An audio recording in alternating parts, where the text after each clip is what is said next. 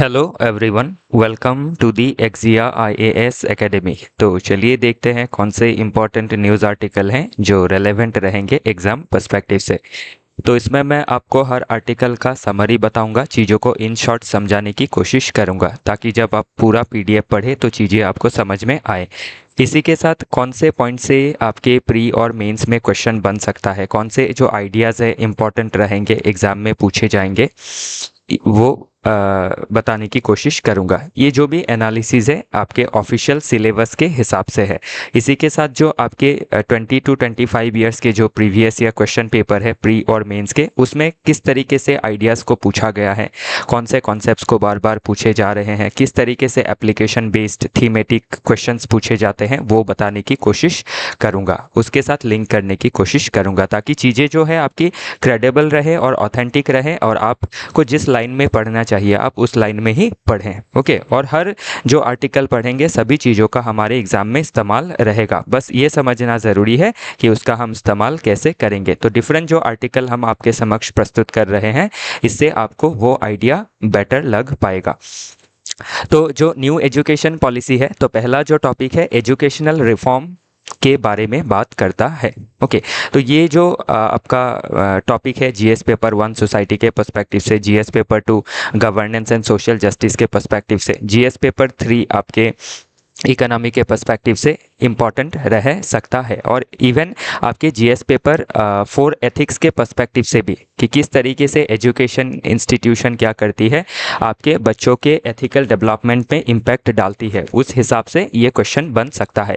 तो अभी जो न्यू एजुकेशन पॉलिसी है, इसने आपका जो पुराना एजुकेशन पॉलिसी था, पहला था 1968 फिर 1986, उस दो को इसने रिप्लेस किया है। तो लास्ट वाला जो है 86 उसको रिप्लेस किया है।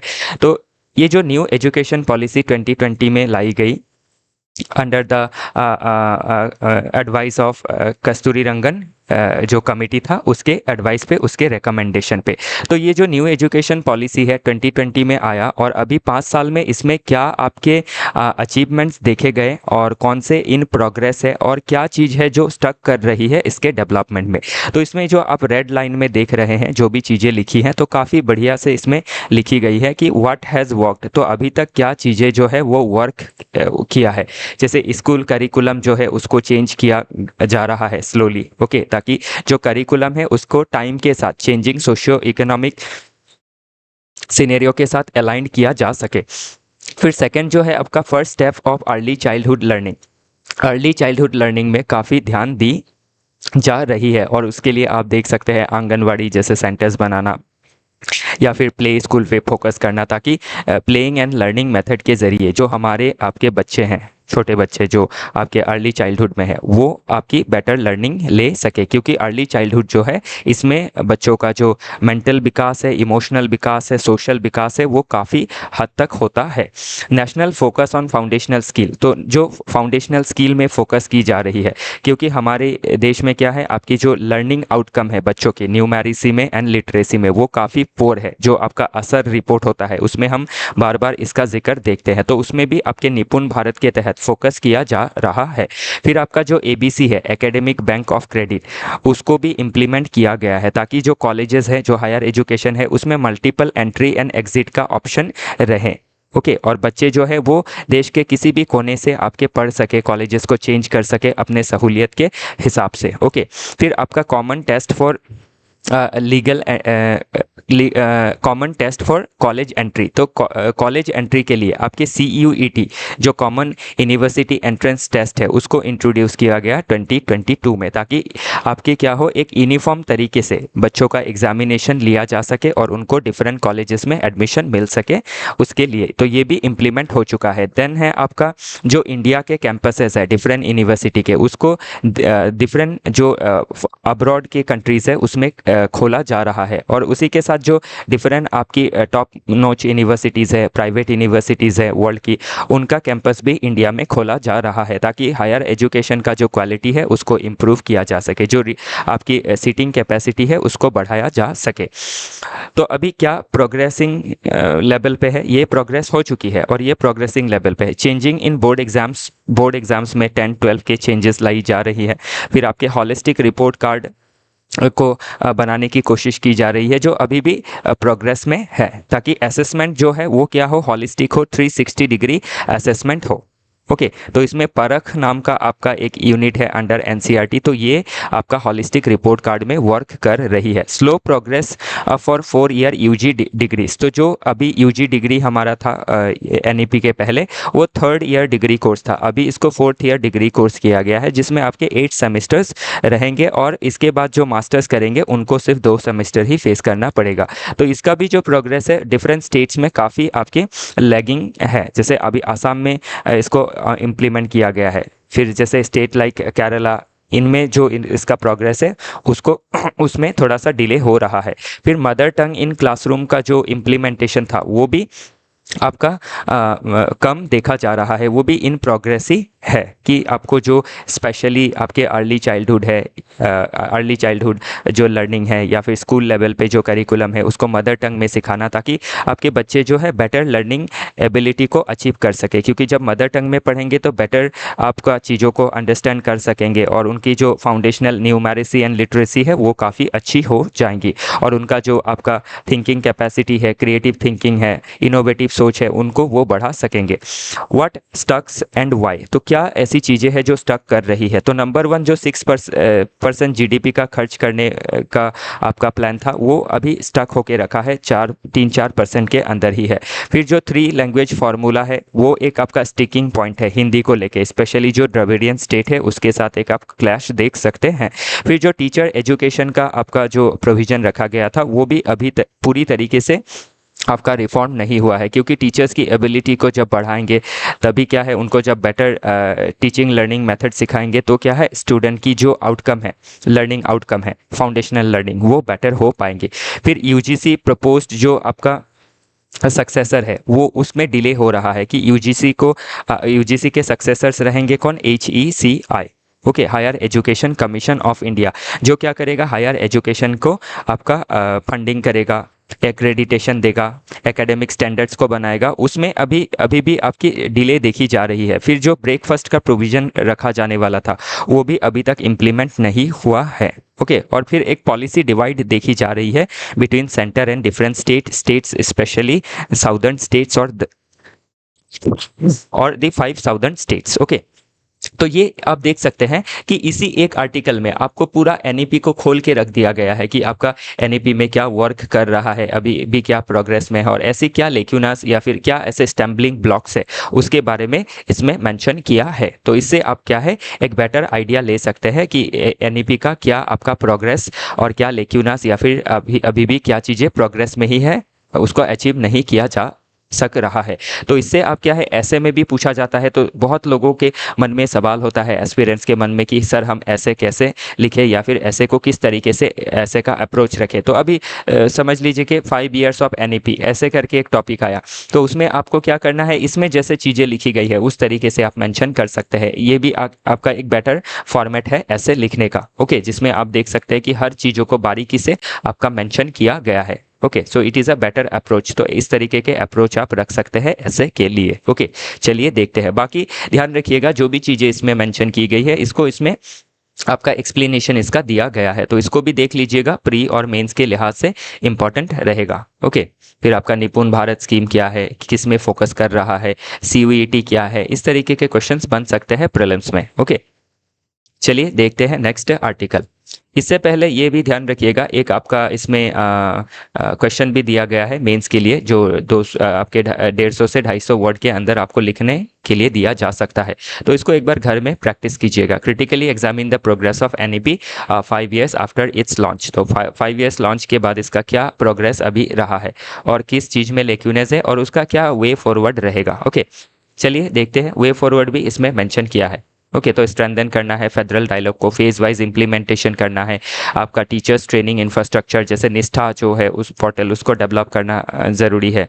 फिर higher education commission of India को लेजिस्लेट करना ज़रूरी है, मॉनिटर करना ज़रूरी है SDG 4 टारगेट्स को, ताकि हम आपका जो सस्टेनेबल गोल जो है 4 टारगेट जो है, जो एजुकेशन के बारे में बात करता है, उसको हम मीट कर सकें। ओके, नेक्स्ट आर्टिकल बात कर रहा है अबाउट डिस्प्यूट और clash between Thailand and Cambodia. तो थाईलैंड एंड कंबोडिया के बीच में आपके उनके जो बॉर्डर है लगभग 817 किलोमीटर का बॉर्डर है, उसको लेके तनाव देखा गया है। ओके, दो टेम्पल है आपके, इसमें नाम मेंशन किया हुआ है मैप में, तो आप एक बार मैप को देखिएगा। ओके, तो इसमें प्रसाद ताई मुएन थॉम।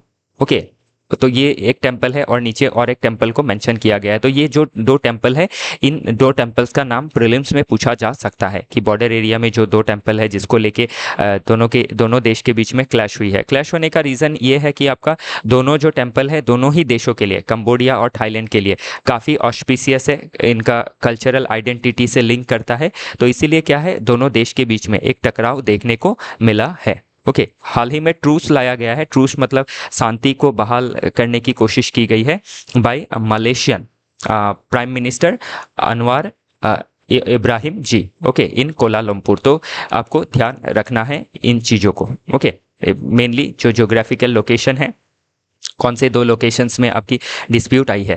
और ये हो गया आपका प्री के पर्सपेक्टिव से। मेंस के पर्सपेक्टिव से क्या पूछा जाएगा कि किस तरीके से क्या है कॉलोनियल पॉलिसी की वजह से, क्योंकि ये जो बॉर्डर डिस्प्यूट है ना, ये आपके कॉलोनियल पॉलिसी की वजह से ही देखा गया है। पास्ट में यूपीएससी में वर्ल्ड हिस्ट्री के पर्सपेक्टिव से एक क्वेश्चन पूछा गया था कि किस तरीके से आर्बिट्ररीली जो कॉलोनियल पावर्स थी उन्होंने जब आपके पावर ट्रांसफ़र किया तो किस तरीके से आर्बिट्रेरीली बॉर्डर को डिमार्केट किया था without consulting with the parties. और उसकी वजह से आज भी आप देख सकते हैं वर्ल्ड के डिफरेंट लेवल पे आपकी कन्फ्लिक्ट देखी जा सकती है। फॉर एग्जांपल अगर आप देखें तो इंडिया पाकिस्तान के बीच, ओके, देन आप देख सकते हैं इंडिया म्यांमार के बीच, ओके, जो आपके बॉर्डर रीजन में एथनिक जो क्लैशेस होती रहती है, उसमें भी आपका कॉलोनियल पॉलिसीज का बहुत बड़ा एक रोल है, जिन्होंने क्या किया कि कल्चर को, इथनिसिटी को, किसी को आपका ध्यान नहीं दिया और बॉर्डर को डिमार्केट कर दिया।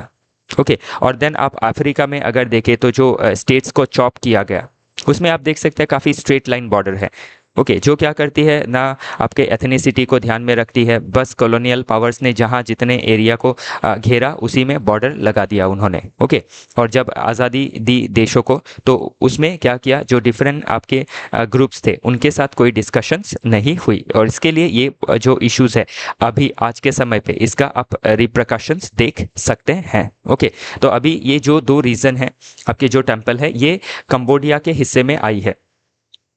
ओके, तो ये आपका जब फ्रांस जब रूल कर रहा था कंबोडिया में, तो इन्होंने जब बॉर्डर डिमार्केट किया थाईलैंड के साथ, तो इन्होंने क्या किया, ये इस दो रीज़न को ध्यान नहीं दिया और कंबोडिया को दे दिया, जबकि थाईलैंड भी इसको क्लेम कर रहा था, और वही अभी क्या है आपका क्लैश बन के उभरा है। तो लास्ट की कुछ वीक से दोनों देश के बीच में टेंशन्स चल रही है। और जो एशियन है आपके Asian platform, association of south east Asian nation, उसने इसको सुलह करने की कोशिश की है। ओके, तो इसमें आप एक कॉलोनियल रिप्रकशंस जो है वो मेंस में पूछा जा सकता है। ओके, तो उसको ध्यान पूर्वक देखना काफ़ी ज़रूरी रहेगा। ओके, बाकी यूनेस्को आपका रिकॉग्निशन दिया गया 2000 2008 में, कंबोडिया ने ये सिक्योर किया। ओके, तो इसके बाद भी एक आपका क्लैश हो गया बिटवीन थाईलैंड एंड कंबोडिया, क्योंकि जो सेम प्लेस है उसको थाईलैंड भी आपका क्लेम कर रहा है। तो इसमें एक हिस्टोरिकल, इमोशनल, कार्टोग्राफिक रीज़न हम देख सकते हैं। ओके, चलिए देखते हैं अगला आर्टिकल। नेक्स्ट आर्टिकल बात करता है meeting challenges of supply of fertiliser. तो अभी ध्यान रखिएगा, ग्रीन रेवोल्यूशन जब आया था 1960s में, 65 के बाद, तो उसके बाद क्या हुआ, हमारे देश में जो फर्टिलाइजर का यूज़ है वो काफ़ी बढ़ गया। Okay, to attain better yield, to ensure food security of our nation.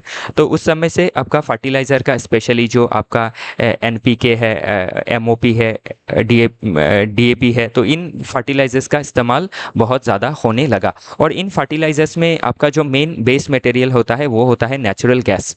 Okay, तो अभी इंडिया क्या करता है, फर्टिलाइज़र बनाने के लिए जो नेचुरल गैस होता है उसको भी बहुत ज़्यादा इंपोर्ट करता है। इवन जो फर्टिलाइजर्स है फिनिश प्रोडक्ट है उसको भी बहुत ज़्यादा इंपोर्ट करता है, सेकेंड लार्जेस्ट इंपोर्टर है इन वर्ल्ड। ओके, तो लगभग आप इसमें कहीं मेंशन रहेगा 80 to 85% क्या करते हैं हम, intermediate goods, it means raw material as well as जो फिनिश प्रोडक्ट है उसको हम इंपोर्ट करते हैं। तो हमारी जो इंपोर्ट डिपेंडेंसी है वो भी डाइवर्सिफाई नहीं है, कुछ गिने चुने देशों के जैसे चाइना जैसे देशों के ऊपर डिपेंडेंट है, जिससे क्या होता है हमारा एग्रीकल्चर सेक्टर काफ़ी वल्नरेबल हो जाता है।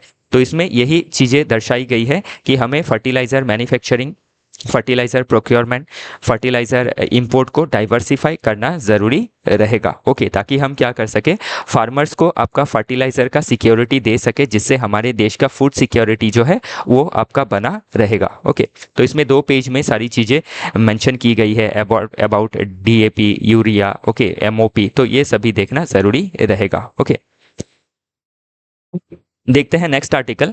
तो अभी जो हेकड़ी थी आपकी यूएसए की वो काफ़ी हद तक कम हो रही है, क्योंकि आप देख सकते हैं कि डोनाल्ड ट्रंप साहब ने जो टैरिफ लगाया, ओके, यूनिफॉर्मली आपके वर्ल्ड के मैक्सिमम नेशंस के ऊपर, इवन जो यूएसए के अलाइड नेशंस थे लाइक यूरोपियन यूनियन, ओके, आपके फिर आपके जापान हो, साउथ कोरिया हो, इनके ऊपर भी काफ़ी हैवी टैरिफ इम्पोज कर दिया गया, जिससे क्या है वर्ल्ड की जो आपकी ट्रेड एंड कॉमर्स है उसमें काफ़ी डिसरप्शंस देखने को मिली है because of unilateral action by the USA. तो अभी उसी चीज़ को क्या कर रहे हैं, ठीक कर रहे हैं। फॉर एग्जांपल हाल ही में यूएस ईयू का ट्रेड डील हुआ, जिसमें आपकी जो टैरिफ है, जो 30% यूनिफॉर्म टैरिफ लगाई गई थी उसको 15% तक रिड्यूस किया गया है।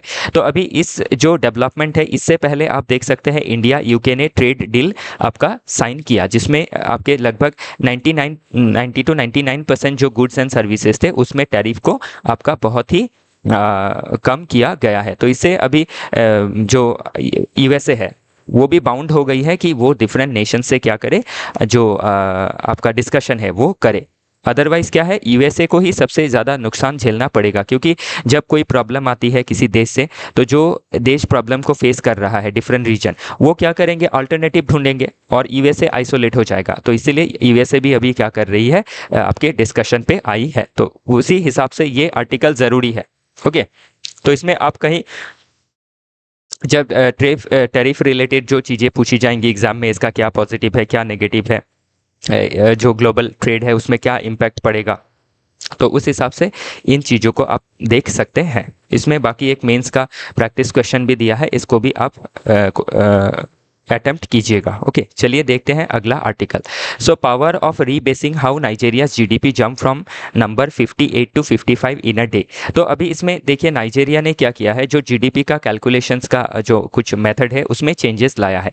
तो अभी नाइजेरिया ने क्या चेंजेस लाया वो हमारे लिए ज़्यादा ज़रूरी नहीं है। ओके, लेकिन ज़रूरी ये है कि आपके जो एक इकोनॉमी है उसमें जीडीपी को कैलकुलेट करने के लिए ज़रूरी क्या है कि प्रॉपर आपका जो डिफरेंट सेगमेंट का आपका कंट्रीब्यूशन है उसको मैप किया जाए, उसको आपका अकाउंट पे लाया जाए। तो उसके लिए क्या ज़रूरी है, एक तो पावर जो रीबेसिंग है, जो बेस है उसको चेंज करना। जैसे हमारा बेस ईयर जो है 11-12 है, तो उससे क्या होता है आपके रियल जो इकोनॉमी की पिक्चर है वो हमारे सामने नहीं आती है। और इसी के साथ डिफरेंट जो सेगमेंट्स है लाइक इनफॉर्मल सेगमेंट है, उनको आपका जीडीपी में उनका जो कैलकुलेशन है वो आपका जो डेटा कलेक्शन है वो और रोबस्ट होना चाहिए और बेटर होना चाहिए। तो वही चीज़ें इसमें मेंशन की गई है कि हम क्या कर सकते हैं, जीडीपी का बेटर पिक्चर लाने के लिए जो रीबेसिंग है आपके बेस ईयर को चेंज कर सकते हैं, और डिफरेंट जो जिस सेगमेंट्स को हमने बेटर मैपिंग नहीं किया है, बेटर स्टेटिस्टिक्स नहीं हासिल की है, उसमें हासिल करना ज़रूरी है, ताकि हम जब बेटर पिक्चर हासिल कर पाएंगे तो बेटर पॉलिसीज़ ले पाएंगे इन इकोनॉमी, वो चाहे आपका फिस्कल पॉलिसी हो या फिर monetary policy by the RBI हो। तो वही चीज़ इसमें मेंशन की गई है जो काफ़ी इंपॉर्टेंट रहेंगी। और इसी के साथ आप ध्यान रखिएगा कुछ जो टर्म्स होती है, जीडीपी आपका रीबेसिंग क्या होता है, changing the base year to the better reflect current economic condition and sectoral weight. Okay, तो डिफरेंट सेक्टर को क्या वेट दिया गया है, बेस ईयर को कैसे चेंज किया गया है, तो उसको कहा जाता है जीडीपी रीबेसिंग। तो ये सभी चीज़ें प्रीलिम्स में पूछी जा सकती है, और मेंस में जब आंसर लिखेंगे तो इन की टर्म्स को आपको यूज़ करना ज़रूरी रहता है। फिर नॉमिनल जीडीपी क्या है, ओके फिर आपका जो करंट जीडीपी क्या है, वो सभी चीज़ें इंपॉर्टेंट रहेगी, नॉमिनल या real GDP. Okay, nominal GDP जो है वो आपके करंट ईयर में निकाला जाता है, जिसको current GDP at current price भी बोला जाता है। रियल जीडीपी जो होता है वो बेस ईयर में निकाला जाता है। तो बेस ईयर क्या है, डेट टू जीडीपी रेशियो क्या है, ये सभी चीज़ें प्रीलिम्स में पूछी जा सकती है। नेक्स्ट आर्टिकल बात करता है अबाउट मिडिल क्लास। अभी ध्यान रखिएगा, हमारे देश को अगर विकसित भारत बनना है बाय 2047, तो उसमें सबसे ज़्यादा अगर हम सभी का योगदान रहेगा नो डाउट, लेकिन मिडिल क्लास को और स्ट्रेंथन करना पड़ेगा, क्योंकि बाकी और जो आपकी मार्जिनलाइज क्लास रहेंगी उनके लिए गवर्नमेंट जो आपकी फैसिलिटीज़ प्रोवाइड कर रही है, वेलफेयर स्कीम दे रही है for socio economic development, ultimately वो अचीव क्या करेंगे, आपकी मिडिल क्लास को अचीव करेंगे, मिडिल क्लास कैटेगरी में आ जाएंगे। लेकिन अभी मिडिल क्लास कैटेगरी का खुद का हालत बहुत ख़राब है। क्यों? बिकॉज आपका आप देख सकते हैं एजुकेशन में अगर देखें तो जो आपका हायर एजुकेशन में ड्रॉप आउट रेशियो है, ओके, एनरोलमेंट रेशियो लगभग 26% के लगभग है। फिर आप अगर आप आसाम जैसे स्टेट में देखें तो वो 16% है। फिर एकेडमी और आपका जो इंडस्ट्री मिसमैच है, फिर स्किल जो गैप है, ओके, फिर बेटर स्किलिंग जो नहीं है, क्योंकि 4-5% ही सिर्फ क्या होता है, इंस्टीट्यूशनल स्किलिंग प्रोवाइड की जाती है, बाकी सब ऑन जॉब ट्रेनिंग लेते हैं बाकी 95%। तो उससे क्या होता है, जो मिडिल क्लास है उनको उनका जो जॉब प्रॉस्पेक्ट रहता है इन फ्यूचर वो काफ़ी आपका हल्का हो जाता है या फिर कम हो जाता है, डिक्रीज हो जाता है। ओके, तो उसके लिए ज़रूरी क्या है, जो मिडिल क्लास है उनको बेटर आपका एजुकेशन देना, हेल्थ प्रोवाइड करना, स्किलिंग देना और उनको इकोनॉमिक अपॉर्चुनिटीज़ को प्रोवाइड करना, प्रोडक्टिव एम्प्लॉयमेंट को देना, ताकि क्या किया जा सके, उनका social security and financial security को इंटैक्ट रखा जा सके। क्योंकि जब मिडिल क्लास फाइनेंशियली एंड आपके सोशली सिक्योर्ड रहेंगे तभी क्या है, वो मार्केट में डिमांड जनरेट करेंगे, हर चीज़ों का डिमांड जनरेट होगा और उससे क्या होगा, आपका इकोनॉमी जो है वो बूस्ट होगा और हम विकसित भारत को अचीव कर सकेंगे। तो इसीलिए क्या है, इंफ्रास्ट्रक्चर, हेल्थ, एजुकेशन, स्किलिंग, ये सभी चीज़ें काफ़ी ज़रूरी रहेंगी। तो मिडिल क्लास का जो रोल है वो स्पेशली पूछा जा सकता है in economic development, in economic growth of India and how they will help to achieve the goal of ambitious goal of Viksit Bharat by 2047। Okay, चलिए देखते हैं अगला article, India's Russian oil worries. तो अभी इंडिया जब से रशिया यूक्रेन वार हुआ है तब से लेके अभी तक इंडिया आपका हाईएस्ट ऑयल जो है वो इंपोर्ट कर रहा है। अपने देश का जो आपका मैक्सिमम ऑयल इंपोर्ट होता है हमारे देश में वो रशिया से हो रहा है। लेकिन रशिया के ऊपर क्या किया जा रहा है, बाय यूरोपियन यूनियन और बाय डिफरेंट वेस्टर्न नेशंस, इसके ऊपर आपके सैंक्शंस लगा रहे हैं। ओके, आपके प्राइमरी सैंक्शंस ही हो या फिर सेकेंडरी सैंक्शंस हो। तो सेकेंडरी सैंक्शंस को स्पेशली इसमें मेंशन किया गया है। सेकेंडरी सैंक्शन में जैसे आपके जो ट्रेड रूट्स है उनको इस्तेमाल करने ना देना, फिर आपके उसके ऊपर सैंक्शन लगाना, फिर जो वेसल्स है उनके ऊपर सैंक्शन लगाना,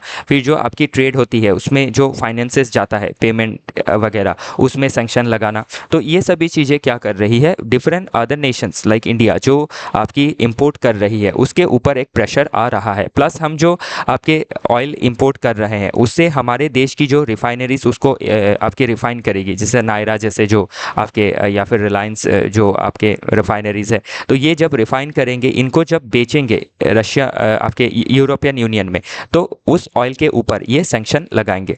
तो उससे क्या है, हमारी जो इंडस्ट्रीज है उनके ऊपर एक नेगेटिव इम्पैक्ट पड़ेगा।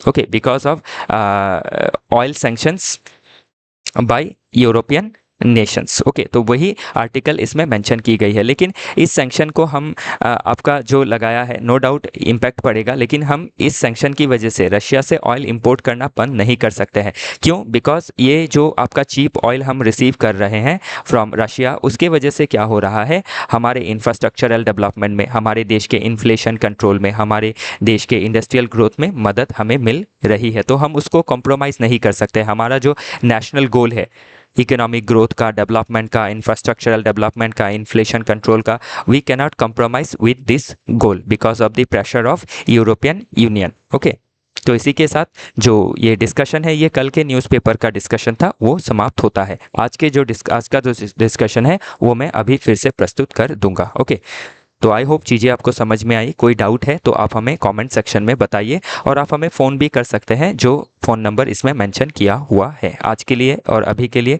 इतना ही। Thank you.